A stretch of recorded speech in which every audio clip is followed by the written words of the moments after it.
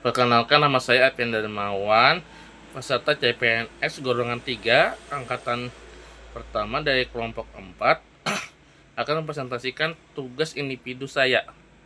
Nah, tugas anas kebijakan hari pertama menurut Peraturan Menteri Pendayagunaan Aparatur Negara Nomor 45 Tahun 2013 tentang jabatan fungsional analis kebijakan dan angka kreditnya.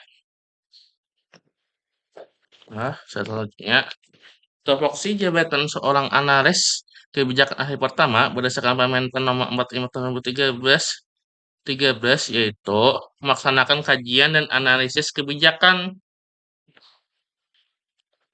Hal itu bisa kita berikan contoh berupa misalnya seorang analis akan melakukan kajian terhadap kepatuhan penyelenggara pelayanan publik.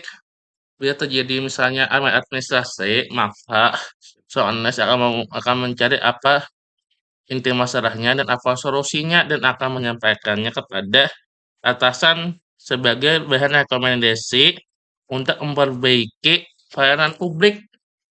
Oke, selanjutnya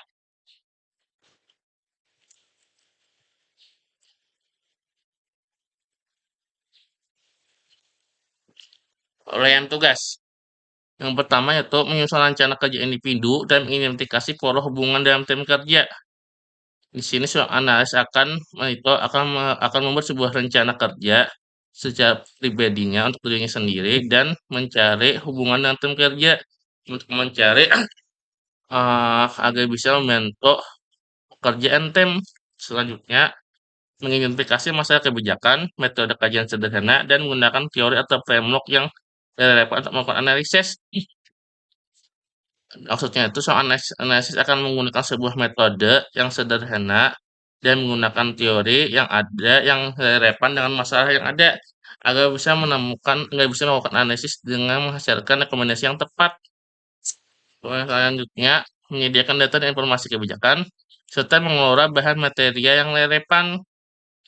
Maksudnya itu, soalnya akan mencari dan menyajikan data serta informasi untuk membuat sebuah kebijakan guna menganalisisnya dengan menggunakan data yang relevan dengan masalah yang ada. Poin selanjutnya, membantu menyiapkan perlengkapan dokumen naskah rekomendasi kebijakan. Seorang analis akan mencari bahan untuk melengkapi dokumen naskah rekomendasi kebijakan untuk sebagai rekomendasi kepada pimpinan dalam mencari solusi atas masalah yang ada. Selanjutnya, melaksanakan pemantauan atau monitoring dan evaluasi kebijakan, termasuk identifikasi dinamika birokrasi, regulasi, dan dampaknya. Di sini maksudnya adalah kadang akan melakukan sebuah monep untuk mencari apakah ada sebuah masalah, apa ada sebuah kekurangan, atau ada sebuah kelebihan yang bisa ditiru oleh instansi lain. Maka seorang analis kebijakan melakukan monep, monep ke beberapa institusi atau SKPD yang ada di pemerintahan. Selanjutnya, melakukan advokasi kebijakan, komunikasi hasil, dan diseminasi penyeluruhan hasil kajian kepada pemangku kepentingan.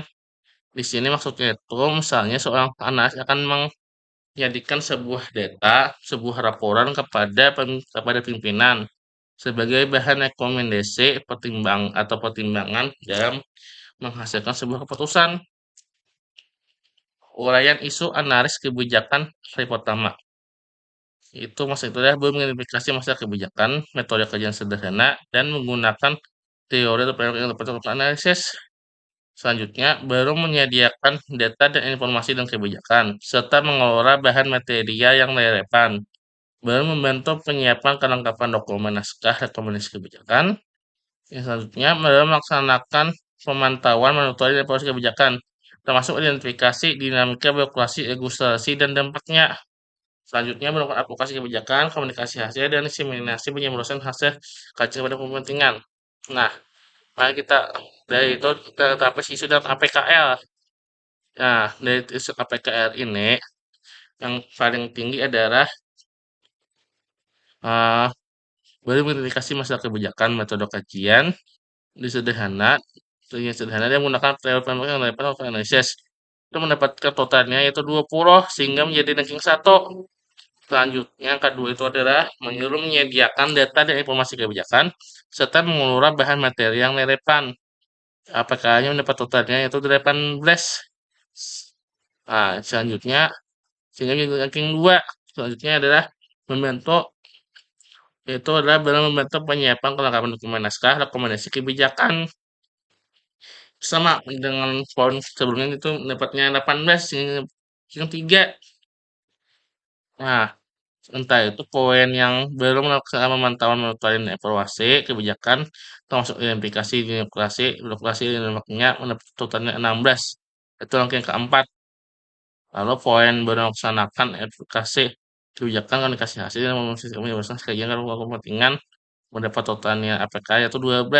Jadi ranking buncit itu ranking 5.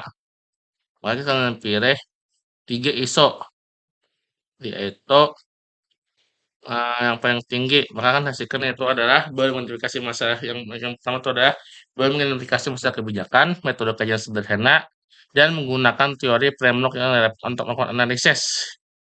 Kedua, baru menyediakan data dan informasi kebijakan serta mengolah bahan material yang relevan dapat total nilai 18. Yang dua, selanjutnya nomor 3 itu bagian itu adalah baru membantu menyiapkan kelengkapan dokumen naskah rekomendasi kebijakan dapat total nilai APK itu 18 atau yang 3. Dari 3 ini, Pak, nomor satu yang paling penting harus kita atasi isunya. Nah, kita menganalisisnya dengan cara fishbone diagram. Karena yang pertama tadi adalah yang totalnya 20 APK, terus yang satunya itu adalah baru mengidentifikasi masalah kebijakan, metode kajian sederhana, dan menggunakan teori atau framework yang relevan untuk melakukan analisis. Nah, main-nya itu dengan digunakan kan main. Main itu udah keluarnya jumlah SDM yang tersedia. Di ruangan kami itu yang seorang analis itu cuma seorang saja, jadi sedikit kesusahan dalam menentukan dalam menganalisis sebuah masalah agar tahu apa masalah tepatnya. Yang selanjutnya adalah metode. Eh, metode khususnya adalah metode analisis yang digunakan belum jelas. Selanjutnya adalah material. Materialnya itu adalah terbatasnya referensi yang memadai sebagai bahan analisis. Jadi mesin. Terbatasnya aplikasi dan melakukan analisis. Nah, untuk metode ini karena saya masih baru, saya terkadang kesulitan harus menggunakan metode apa ini yang harus digunakan dalam analisisnya. Harus mulai dari mana? Nah, untuk materialnya itu maksudnya itu adalah terkadang saya eh, terkadang ada referensi, cuma bisa dibilang saya belum terlalu paham maksudnya apa itu. Jadi referensi itu maksudnya itu yang lebihnya yang sederhana, yang lebih mudah dipahami. Mesin itu terbatas aplikasi dan melakukan analisis. Aplikasinya itu sebenarnya yang ada itu sederhana saja, cuma Excel, Word, kadang kadang Google, search Google, kadang-kadang cari di YouTube atau itu saya seperti itu. Nah, alternatifnya adalah karena masalah utama adalah baru mengidentifikasi masalah kebijakan, metode kajian sederhana dan menggunakan teori framework yang relevan untuk melakukan analisis. Maka masalahnya itu adalah kurangnya jumlah SDM yang tersedia, metode analisis selanjutnya metode analisis yang belum jelas, selanjutnya terbatasnya referensi yang sebagai analisis, dan terbatasnya analis aplikasi dan alternatif pemecahan selanjutnya itu adalah untuk yang jumlah SDM yang tersedia. Alternatifnya pemecahan adalah mengoptimalkan SDM yang ada guna melaksanakan analisis kebijakan. Nah, karena soal analisis kebijakan di tempat saya cuma satu orang yaitu saya, maka saya meminta bantuan rekan-rekan kerja saya yang sama di bagian pelayanan publik. Nah, untuk akan masalah kedua yaitu metode analisis yang digunakan belum jelas, maka alternatif masalahnya adalah menyusun metode analisis yang sederhana dan mudah digunakan untuk pedoman saat melakukan analisis. Nah, untuk ini saya menggunakan referensi yang ada dulu, lalu saya urutkan metode yang paling mudah, yang paling sederhana, yang bisa saya pahami.